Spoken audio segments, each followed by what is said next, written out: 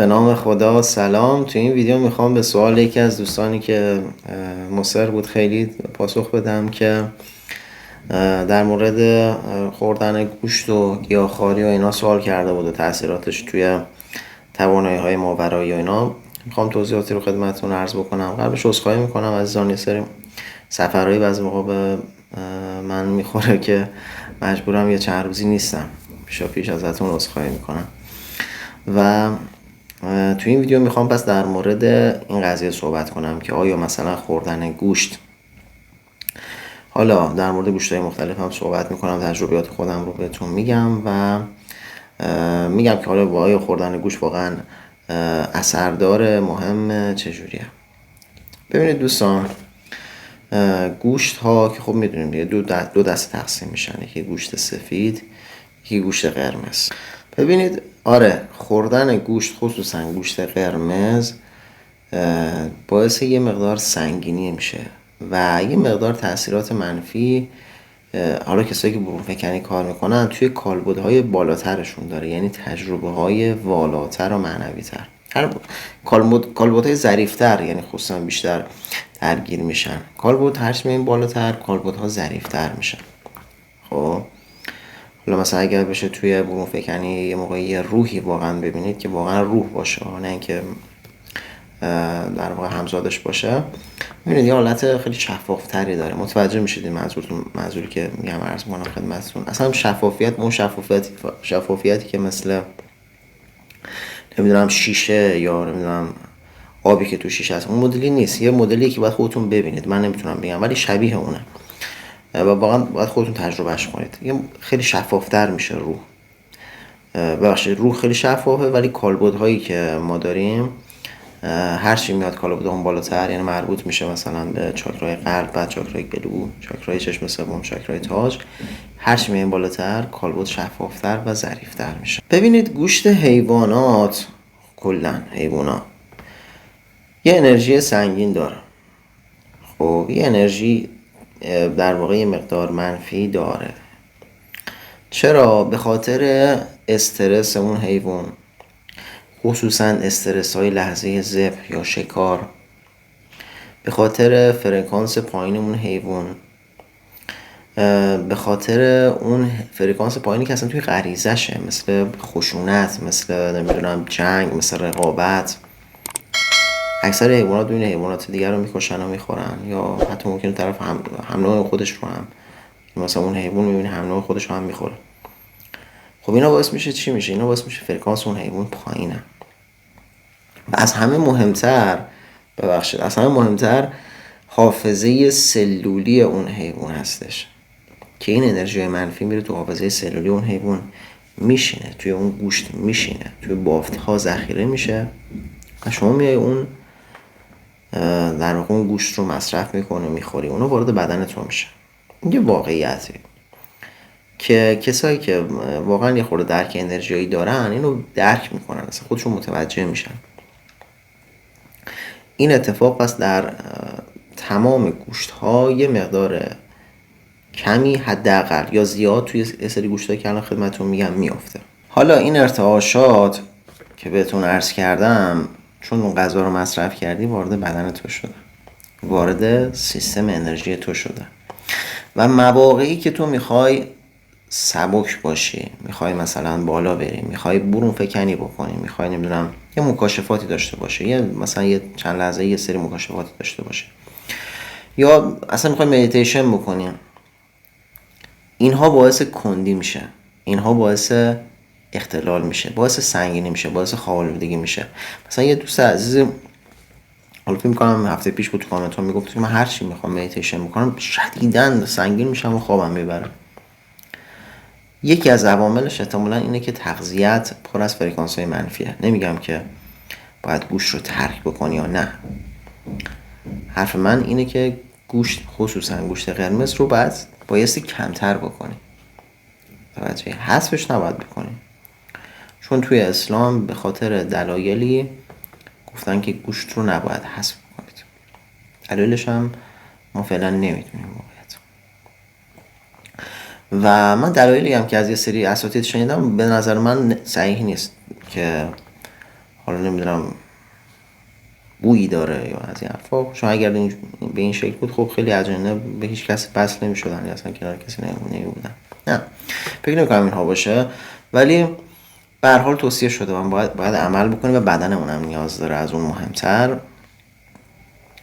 بدنمون هم احتیاج داره. پس گوشت قرمز رو کمتر بکن اگر میخوای سبکتر بشی. تو تمام ادیانم حالا خصوصا یه سری عرفان‌ها به این قضیه اشاره کردن که شمایی که میخوای مثلا سبکتر باشی، میخوای مثلا تعالی روحیت عمیق‌تر باشه، باید این مصرف گوشت قرمز رو یه مقداری کمتر بکنی. از اون طرف رژیم‌های گیاهخواری یا میوه‌خواری که من اینکه فقط هم از اونا پیروی کنی توصیه نمی‌کنم، باعث میشن چی؟ باعث میشن که کالبدهای انرژیایی یا روحی ما سبک بشن، شفافتر بشن، به قول معروف یه پروبالی پیدا بکنن. توجهید؟ این هم در نظر داشته باشید که هر چی میایم بالاتر، یعنی چاکرا میاد بالاتر، کالبدهای اون چاکراها هم شفافتر میشه، سبکتر میشه و ظریفتر میشه. حالا یه سریا که میخوان رژیمای صعود فرکانسی و نمیدونم برون فکنی و اینا میخوان داشته باشن، کلا میرن روی خامخواری که من فکر میکنم توی 7-8 تا ویدیو قبلی در این مورد صحبت کرده بودم. گفتم اتفاقا یه بحث جالب بود برام که خامگیاهخواری میکنن یا مثلا خامخواری میکنن. چون وقتی شما غذای خامی رو مصرف میکنید، یعنی نمیپزید اون غذا رو، در مورد گوشت نمیگم، نمیشه گوشت رو بدون پخت نخورد، مثلا میوه‌جات، سبزیجات، اینها پرانای خیلی بالایی دارن و انرژی حیات رو در وجود شما بالا میبرن و فرکانساتون رو بالا میکشن، چاکراهاتون رو پاکتر میکنن و غذاهای کمتر دست خورده کلا بهترن. غذاهای نمیدونم کارخونه‌ای و فراوری شده و اینا خیلی جالب نیستن. حالا یه خورده عمیق‌تر بشیم ببینیم چرا گوشت فرکانس پایینی داره. ببین در اصل گوشت صرفاً یه ماده فیزیکی نیستش. گوشت در اصل انرژی فشرده یک موجود زنده است که از حالت حیات کشیده شده بیرون. خب نمیدونم حالا ساده دارم میگم یا نه. و اینجوری نیست که اون فقط جسم اون باشه، در واقع اون گوشت محصل یک سری فرکانس هاست، محصل یک سری انرژی هم هست، یعنی درش ثبت شده. فرکانس مرگ تو اون لحظه مرگش اون در اون گوشت ثبت شده. متوجهید؟ این علت پایین بودنش در اصل اینه. تو دنیای انرژی کلا هر چیزی یه امضای فرکانسی داره دیگه، به قول معروف یه ثبت و اثری ازش میمونه.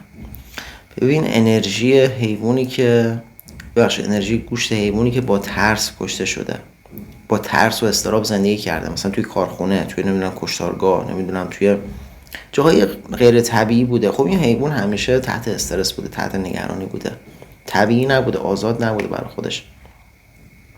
یا تو لحظه کشته شدنش ترس بالایی داشته. چرا میگم مثلا حیوان رو نبینه که میخواد کشته بشه؟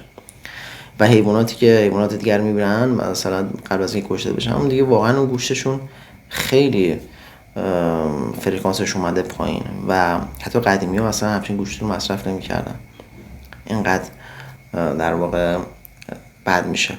و به خاطر این میگن حیوانی که میخواید بکشید، اصلا میگم خب اینا رو تو کشتارگاه اصلا رعایت نمیکنن دیگه، جلوی هم دیگه تق سرشون میبرن و این خودش خیلی فرکانس اونا رو میاره پایین. و شما وقتی که این گوشت رو مصرف میکنید دارید یه انرژی خفیف از اون ترس، از اون وحشت، از اون استرابی که اون حیوان تو زمانی که تو قفس بوده، نمیدونم گیر افتاده بوده، همه اینا رو دارید یه خفیفش رو وارد بدن خودتون میکنید. چرا؟ چون انرژی لای بافتای اون حیوان، لای بافتای گوشت اون حیوان گفتم گیر میکنه، میمونه، درست تخلیه نمیشه دیگه. چاکرای اون حیوان درست کار نمیکنه اون لحظه که، و باعث میشه که این انرژی خفیف وارد بدن ما بشه. حالا ممکنه که برات سوال بشه که آیا گوشت سفید از گوشت قرمز بهتره؟ آره یه مقداری سبکتره، ولی بازم یه کوچولوتر، خفیفتر انرژی منفی داره متاسفانه.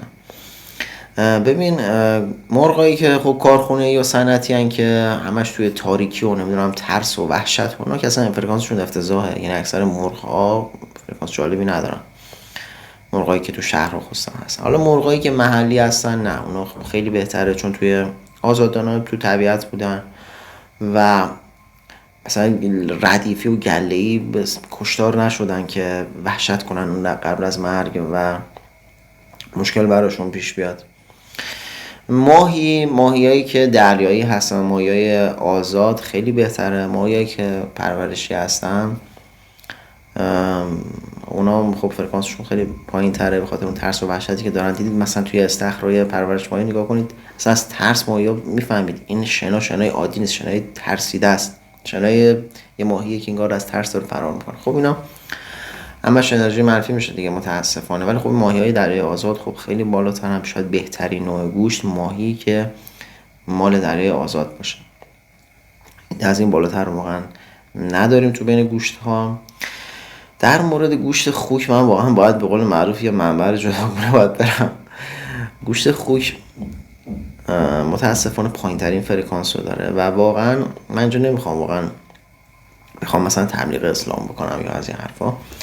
واقعا وقتی از منظر انرژی نگاه میکنید به خاطر تغذیه افتضاحی که این موجود داره.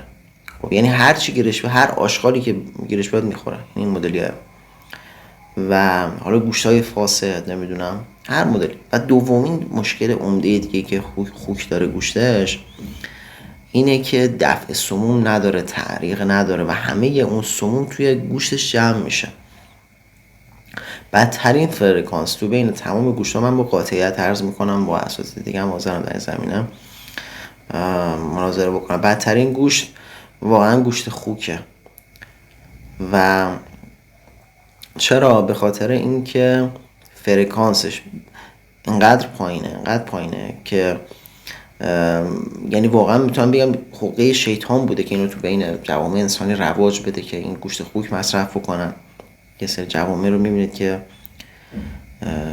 به این سمت رفتن که بیشتر گوشت خوک، چون فرکانس خیلی میکشه پایینه و قطعا به شما میگن کالبدهای بالایی شما رو، یعنی چاکراهای بالایی شما رو هم که خب میگم کالبد ها چاکراها شکل میگیرن دیگه، اصلا در حدی که ممکنه مسدود کنه، اینجوری بهتون میگم. یعنی اصلا این بالایی خصوصا تاج و چشم سوم که اصلا خیلی اذیت میکنه، خیلی میکشه پایین. کسی که میخواد توی مسیر سیر سلوک باشه یا کسی که میخواد روحش سبکتر بشه، بنفکنی داشته باشه یا امثال هم، واقعا یه سم خالصه براش و به هیچ عنوان نباید گوشت رو مصرف بکنه. تو ادیان ابراهیمی، حالا حتی تو یهودیت هم همینه، اونا به شدت نهی کردن که گوشت خوک مصرف بشه. حالا نمیدونم مسیحیت اطلاع ندارم، ولی یهودیت رو شنیدم که اونجا حرام اعلام شده. نکته ای که از منظر انرژیایی تو خوردن کلا گوشتا هست اینه که گوشتا چاکرای ریشه رو یه مقدار بیش فعالتر میکنن، یعنی طرفو زمینگیرتر میکنن. چاکرای بالایی رو هم که خب کلا ضعیفتر میکنن یا حتی ممکنه به سمت انسداد ببرن. یعنی در اصل این همچین اتفاقی داره توی سیستم انرژیایی بدن شما میفته. الان که من این موارد به شما توضیح دادم احتمالاً متوجه میشید که چرا، حالا یه آدمی که تو حوزه انرژی شاید نظر باشه متوجه میشه که چرا یه سری حیواناتی که درندگی دارن اینا توی اسلام حرام هستن، به خاطر اون فرکانس بعدی که توی گوشتشون هست. چرا گوشت گوسفند حلاله؟ چون گوسفند حیوان آرومیه، حیوان اجتماعیه، حیوان درندگی نداره، گیاهخواره، میگه چقدر خودش فرکانسش میبره بالاتر. اینها باعث میشه که گوشت گوسفند این مقداری بهتر باشه. حالا گوشت گاو و گوسفند رو اگر بخوام با هم دیگه مقایسه کنم، گوشت گاو این مقدار سنگین تره و گوشت گاو ببینید چون گاوها یه ذره احساساتی ترن و معمولا هم تو محیطای خشن تو گاوداری ها نگهداری میشن. میگم حیوانی که تو دنیای آزادی که خیلی بهتره. دارم در مورد غذاهایی که بیشتر توی شهرها مصرف میشه دارم عرض میکنم. گاوا یه مقدار احساساتی تر، یه مقدار مثلا چجوری بگم تیزتر، باهوشتر از مثلا گوسفندان و اینا معمولا خب تو شرایط خشن که نگهداری میشن بیشتر زجر میکشن متاسفانه. و گوشت گاو یه خورده سنگین تر از گوشت گوسفند این واقعیت و اصلا طبعش هم سرده، اونم خودش باعث میشه یه خورده انرژیش بیاد پایین تر. ولی خب گوشت گوسفند طبعش گرمه، خودش یه ذره سطح فرکانسیش رو یه ذره میاره بالاتر. و گوشت گاو خصوصا روی چاکرای خورشیدی این مقدار اثرات منفی داره. حالا علاوه بر ریشه این مقدار روی چاکرای خورشیدی خب خیلی تو کالبد اختری ما خب در واقع تامین کننده انرژیشه، تو اونجا هم اثرات منفی داره.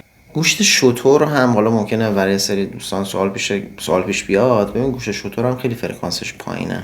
چرا؟ چون پر از احساس سختیه، احساس زجر، احساس مقاومت. اینها اون حیوان داره تجربه میکنه و باش دست و پنجه نرم میکنه و باعث میشه که فرکانسش بیاد پایین و گوشت خوبی نیست واقعا برای کسایی که حالا شاید فکر کنید مثلا چون حلاله که نه، ولی واقعا گوشت خوبی نیست برای کسایی که میخوان که کالبدشون سبکتر باشه دیگه. به هر حال ببینید دوستان، پس حالا بخوام یه جمع‌بندی داشته باشیم، ببین اگر اون حیوان به صورت آزادانه زندگی نکنه، تو قفس باشه، اون حافظه سلولی، اون فرکانس حبس، فرکانس زجر اینا توی گوشتش میمونه. اگر لحظه ذبحش خیلی وحشتناک باشه، قلبش دیده باشه مثلا هم نوعاش دارن کشته میشن، اون فرکانس مرگ بعد هست و وارد سیستم انرژیایی شما میشه. یعنی حافظه مرگ و زجر کش شدن توی در واقع به سیستم انرژیایی طرف منتقل میشه متاسفانه.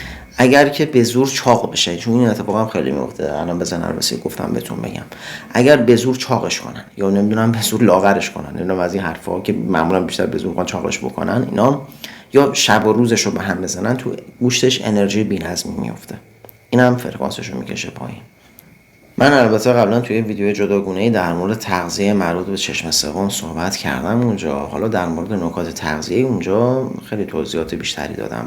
ممنونم. بازم حالا سوالی در زمینه داشتید میتونید بفرمایید تو کامنت ها و در خدمتتون هستم. فعلا در پناه خداوند نور و صفا باشید. خدا نگهدارتون باشه.